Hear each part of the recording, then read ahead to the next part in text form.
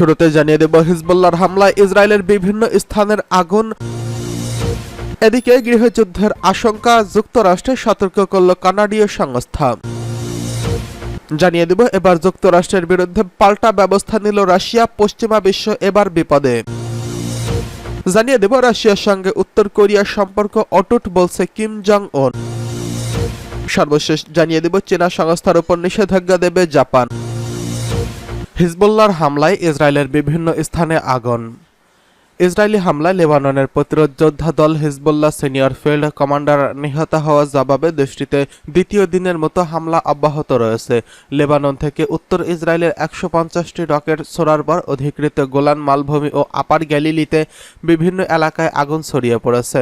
বৃহস্পতিবার ইসরায়েলের দৈনিক মারিয়োভের বরাতে এসব তথ্য জানিয়েছে আল জাজিরা। রয়টার্সের খবরে বলা হয়েছে, বৃহস্পতিবার উত্তর ইসরায়েলের শহর জুড়ে বিমান হামলা সাইরেন বাজানো হয়েছে।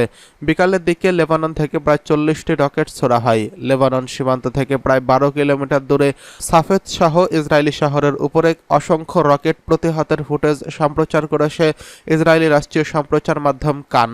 ইসরায়েলের জাতীয় অ্যাম্বুলেন্স পরিষেবা বলছে, ক্ষেপণাস্ত্রের শার্পনেলের আঘাতে ২ জন আহত হয়েছেন। এছাড়া খোলা জায়গায় রকেট আঘাত হানলে বেশ কয়েকটি এলাকায় দাবানল ছড়িয়ে পড়ে। গাজা যুদ্ধ শুরুর পর থেকে লেবানন সীমান্তে ইসরায়েলি সেনা ও হিজবুল্লাহ যোদ্ধারা নিয়মিত পাল্টাপাল্টি হামলা করে আসছে। তবে ইসরায়েলি হামলায় হিজবুল্লাহ শীর্ষ কমান্ডার তালিব সামি আবদুল্লাহ নিহত হলে দুই পক্ষের মধ্যে উত্তেজনা আরও বেড়ে যায়। স্থানীয় সময় মঙ্গলবার গভীর রাতে দক্ষিণ লেবাননে জাওয়াই ইসরায়েলি বাহিনীর একটি আবাসিক ভবনে আঘাত হানলে তালিব সামি আবদুল্লাহ মারা যান। ৮ মাসেরও বেশি সময় ধরে পাল্টাপাল্টি হামলায় তিনি এখন পর্যন্ত নিহত হিজবুল্লাহর সবচেয়ে বড় কর্মকর্তা। এছাড়া এই ঘটনায় হিজবুল্লাহর আরও ৩ সদস্যের মৃত্যু হয়েছে। ১৯৬৯ সালের লেবাননের আদর্শিত অঞ্চলে জন্মগ্রহণ করেন তালিব সামি আবদুল্লাহ, তবে তিনি হাজি তালিব নামেও বেশ পরিচিত। এদিকে যুক্তরাষ্ট্রে গৃহযুদ্ধের সংঘাত, সতর্ক করল কানাডীয় সংস্থা। যুক্তরাষ্ট্রে গৃহযুদ্ধের আশঙ্কা সম্পর্কে সতর্ক করে দিয়েছেন জাস্টিন ট্রুডো সরকারকে। আসন্ন এই পরিস্থিতির পরিণতি মোকাবেলা করার জন্য প্রস্তুত হতে বলেছেন পলিসি আউটলুক নামক কানাডার একটি সংস্থা। ৩৭ পৃষ্ঠার এক প্রতিবেদনে পলিসি আউটলুক বলেছে, যুক্তরাষ্ট্রে যদি মতাদর্শগত পার্থক্য বাড়তে থাকে এবং গণতন্ত্র দুর্বল হয়, তাহলে অভ্যন্তরীণ উত্তেজনা আমেরিকাকে গৃহযুদ্ধের দিকে নিমজ্জিত করার আশঙ্কা তৈরি করেছে। সম্প্রতি দ্য ইকোনমিস্ট টাইমের এক প্রতিবেদনে বিষয়টি জানানো হয়েছে। প্রতিবেদন অনুযায়ী পলিসি আউটলুকের এই মার্কিন গবেষণায় যুক্তরাষ্ট্রের জন্য আরও যেসব পরিস্থিতির সৃষ্টি হতে পারে সেগুলো উল্লেখ করা হয়েছে, যেমন স্থানীয়ভাবে জৈবিক অস্ত্রের ব্যবহার ও দুর্ভিক্ষ। এ বিষয়ে মার্কিন প্রকাশনা পলিটিকো লিখেছেন, আমরা প্রভাবশালী কানাডা দেশের আমাদের বাড়িতে সহিংস ঘটনা ঘটবে বলে তারা আশঙ্কা করেছেন। এটা চিন্তার বিষয়। কানাডার রিপোর্ট চমকপ্রদ। এটা রিপাবলিকান ও ডেমোক্র্যাট পার্টির একটি কল্পনাপ্রসূত প্রতিবেদন নয়, তবে এটি একটি বিদেশি এবং গুরুত্বপূর্ণ বন্ধুত্বপূর্ণ সরকারের কাছে এমন একটি খবর বের হয়েছে যেটি মার্কিন সমাজের জাতীয় বিভাজনের পরিণতির কথা বিবেচনা করছে। এদিকে যুক্তরাষ্ট্রের বিরুদ্ধে পাল্টা ব্যবস্থা নিল রাশিয়া। ডলার ও ইউরোর লেনদেনের বন্ধ করে দিয়েছে রাশিয়ার প্রধান শেয়ার বাজার ও মুদ্রা বাজার মস্কো এক্সচেঞ্জ। যুক্তরাষ্ট্র নতুন করে রাশিয়ার উপর বেশ কিছু নিষেধাজ্ঞা আরোপ করার একদিন পরই এই পদক্ষেপ নেওয়া হলো। বার্তা সংস্থা এএফপি জানিয়েছে, বুধবার ওয়াশিংটনের পক্ষ থেকে ঘোষণা করা হয়েছে যে মস্কো এক্সচেঞ্জের উপর নিষেধাজ্ঞা আরোপ করা হয়েছে। এটি কেবল রাশিয়ার প্রধান শেয়ার বাজার মুদ্রা বাজারই নয়, বরং একই সঙ্গে মস্কো এক্সচেঞ্জের বৈদেশিক মুদ্রা লেনদেনের নিকাশ ঘর হিসেবেও কাজ করছে। সেই কারণে মার্কিন নিষেধাজ্ঞাকে একটি বড় আর্থিক শাস্তি হিসেবে দেখা হচ্ছে। রাশিয়ার কেন্দ্রীয় ব্যাংক বুধবার সন্ধ্যায় দেওয়া এক বিবৃতিতে বলেছে, মস্কো এক্সচেঞ্জ গ্রুপের বিপক্ষে নেওয়া যুক্তরাষ্ট্রের নিয়ন্ত্রণমূলক পদক্ষেপের কারণে মার্কিন ডলার ও ইউরো ভিত্তিক সম্পদের লেনদেন ও নিষ্পত্তি স্থগিত থাকবে।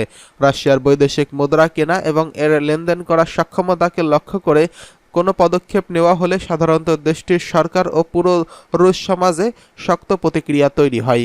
রাশিয়ার অর্থনীতি কেমন করছে, এটি একটি প্রধান সূচক হলো মুদ্রার বিনিময় হার।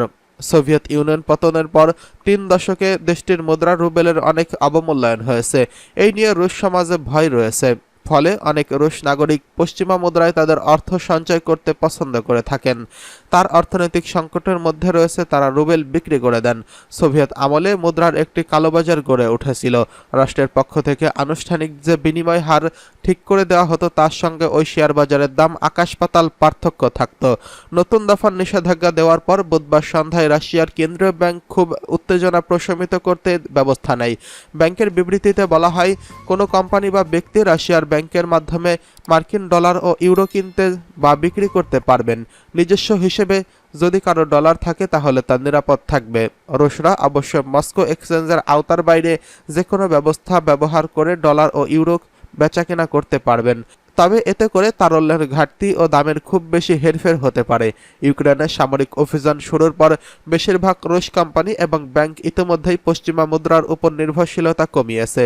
মস্কো এক্সচেঞ্জ এখন যত বেশি মুদ্রার লেনদেন হয় তার বেশিরভাগই চীনা মুদ্রা ইউয়ানে করা হয়। রাশিয়ার সঙ্গে উত্তর কোরিয়ার সম্পর্ক অটুট রয়েছে বলছে কিম জং উন।